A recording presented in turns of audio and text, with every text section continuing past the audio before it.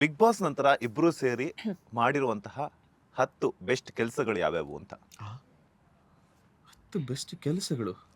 ಅಂದ್ರೆ ಇಬ್ರು ಸೇರಿ ಹಾ, ಮಾಡಿರೋದಾ? ಇಬ್ರು ಒಟ್ಟಿಗೆ ಸೇರಿ ಅಥವಾ ಇನ್ ಕೇಸ್ ಇಲ್ಲ ಅಂತಂದ್ರೆ ಮಾಡಕ್ಕಾಗಿಲ್ಲ, ಟೈಮ್ ಕನ್ಸಂಪ್ಷನ್ ಇಂದ ಆಗಿಲ್ಲ ಅಂತಂದ್ರೆ ಸಪ್ರೇಟ್ ಆಗಾದ್ರೂ ಹೇಳ್ಬೋದು. ನೀವು 5 ಐ ಥಿಂಕ್ ನಾನು ಎಕ್ಸ್ಪೆಕ್ಟ್ ಮಾಡ್ತಾರೆ ಇಬ್ರು ಒಟ್ಟಿಗೆ ಸೇರಿ ಮಾಡಿರುವಂತದ್ದೇ ಓಕೆ, ಬೇಕು ನನಗೆ. ಇಬ್ರು ಒಟ್ಟಿಗೆ ಸೇರಿ ಮಾಡಿರೋದು ಅಂದ್ರೆ ಒಂದಷ್ಟು ಟೆಂಪಲ್ ವಿಸಿಟ್ಸ್ ಮಾಡಿದ್ವಿ.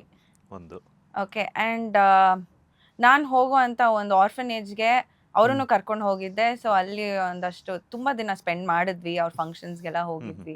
ನಾನು ತುಂಬ ಅಸೋಸಿಯೇಟ್ ಆಗಿದ್ದೀನಿ, ಸೊ ಅವರನ್ನು ಕರ್ಕೊಂಡು ಹೋಗಿ ಅವ್ರ ಕೈಲೂ ಎಲ್ಲ ಮಾಡಿಸ್ದೆ, ಪರಿಚಯ ಮಾಡಿಸ್ದೆ. ಆ್ಯಂಡ್ ಇನ್ನೊಂದೇನೆಂದರೆ ಒಂದು ಬ್ಯೂಟಿಫುಲ್ ಆಗಿರುವಂಥ ಮೈಕ್ರೋ ಸೀರೀಸ್ನ ನಾವು ಮಾಡಿದ್ದೀವಿ.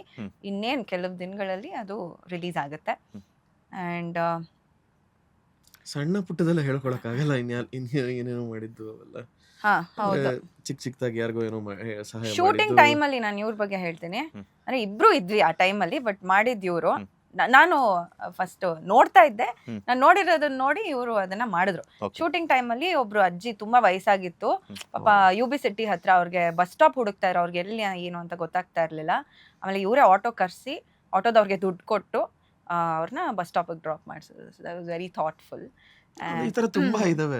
ತುಂಬಾ ಇದೆ, ಚಿಕ್ಕ ಅದನ್ನ ಚಿಕ್ಕದು ಹೇಳ್ಕೊಳಕ್ಕಾಗಲ್ಲ. ಚಿಕ್ಕದು ಚಿಕ್ಕ ಹೇಳ್ಕೊಳಕ್ ಚಿಕ್ಕದು ತುಂಬಾ ಇದೆ ಈ ಥರ. ಆ್ಯಂಡ್ ಇನ್ನೇನು ಒಳ್ಳೆ ಕೆಲಸ ಮಾಡ್ತಿರೋದೆಲ್ಲ ಒಳ್ಳೆ ಕೆಲಸ. ಮಾಡ್ತಿರೋದು ಕೆಟ್ಟ ಕೆಲಸ ಯಾವುದು ಮಾಡ್ತಿಲ್ಲ.